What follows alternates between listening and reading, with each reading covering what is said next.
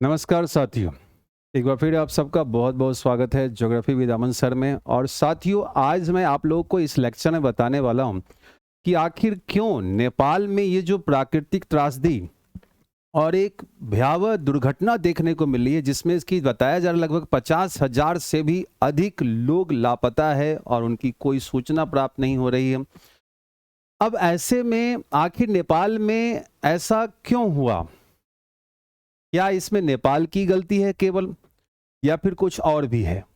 साथियों, climate change को लेकर बहुत सारी घटनाएं आपके सामने देखने को मिलती है। पहला चीज, नेपाल जो है ये सैंडविच है आपको इंडिया और चाइना के मध्य में।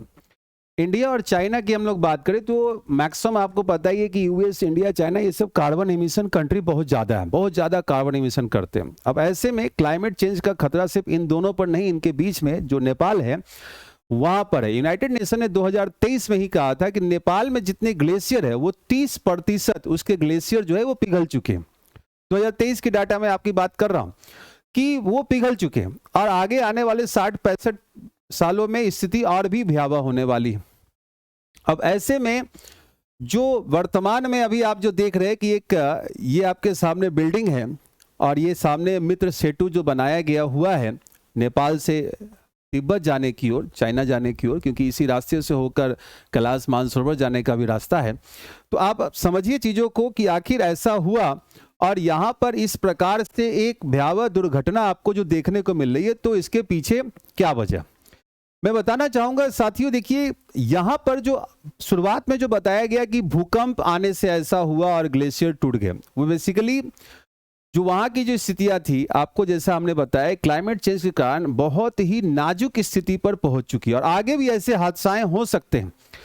पहला चीज कि ग्लेशियर एवलांसेज, ये जो आप जो देख रहे हैं ये ग्लेशियर एवलांसेज है, ये भूकंप की स्थिति से नहीं हुआ। ग्लेशियर एवलांसेज, एवलांसेज क्या होता है साथियों कि एक बड़ा सा टुकड़ा जब ग्लेशियर का टूट करके अचानक से नीचे की ओर बह निकलता है, आगे बढ़ते बढ़ते वो पिघल करके इस प्रकार का रूप लेता जाएगा। और चूंकि वो जब पिघल आगे की ओर बढ़ा है तो इतना सॉलिड पार्ट है, वो पूरा का पूरे घाटी में सब कुछ को तोड़ता हुआ आगे की ओर बढ़ता है। तब जाके आप देख रहे हैं कि इतनी बड़ी संरचना जो है ये सब कुछ खत्म हो चुका है, जैसा कि आप देख पा रहे होंगे इसमें। ठीक है, इसी में मैं अगर आपको एक और भी अगर एक संदर्भ यहां पर दिखाऊं तो आप देख पाएंगे साथियों कि कैसे यहां पर आप देख पा रहे हैं कि ये पुल टूट गया। मतलब नदी की धारा में वेग कितना ज्यादा है और उसमें अवसादों की मात्रा, जो कंकर पत्थर और बड़े चट्टान है, वो कितनी ज्यादा मात्रा में यहाँ पर आपको देखने को मिल रहे हैं।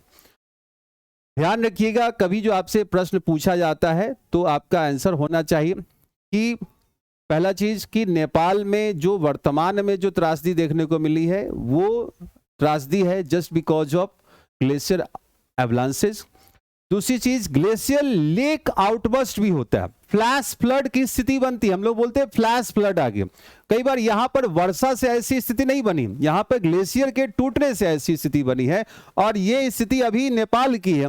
कुछ समय उपरांत ये जो भाग है ये आपको कहां पहुंच जाएगा साथियों, तो ये भाग आपको पहुंच जाएगा बिहार। आप देख रहे होंगे यहां पर जैसा कि ये तिब्बत का भाग है, तिब्बत के भाग में केरुंग जगह आप देख रहे हैं, इसके नीचे जब आ रहे हैं तो ये रसुआ गढ़ी आपके सामने क्षेत्र देखने को मिल रहा है। यहां से होते हुए ज्यादा दूरी नहीं है काठमांडू की, देख लीजिए। और ये नदी कौन सी है, तो दो नदियां मिलकर एक वहां पर चैनल मिल करके भोटे कोसी नदी का निर्माण होता है उसी क्षेत्र में जहां पर ये हादसा आपको देखने को मिला है। तो कई ऐसे पॉइंट है जो आपको ध्यान में रखने की जरूरत है कि हाँ, जैसे कि हम लोग केरुंग की बात करते हैं, चीन तिब्बत का ऑटोनॉमस रीजन है। अगर रसुआ गढ़ी की बात करें, नेपाल के रसुआ डिस्ट्रिक्ट का बागमती प्रोविंस में चीन की सीमा पर स्थित प्रमुख बॉर्डर पॉइंट है। लेंडर लहंदे खोला की हम लोग बात करते हैं तो यही महत्वपूर्ण नदी धारा है जिसको मिलकर भोटे कोसी बनती है, जिसमें कि आपने देखा कि ये विध्वंस देखने को मिला। तो रसुआ गढ़ी जो हाइड्रो पावर प्लांट जो है, जो अभी आपने देखा कि कैसे वो भी टूट जाता है, एक पावर प्लांट भी आप अगर देखें तो पावर प्लांट पूरा का पूरा तहस नहस हो जाता है।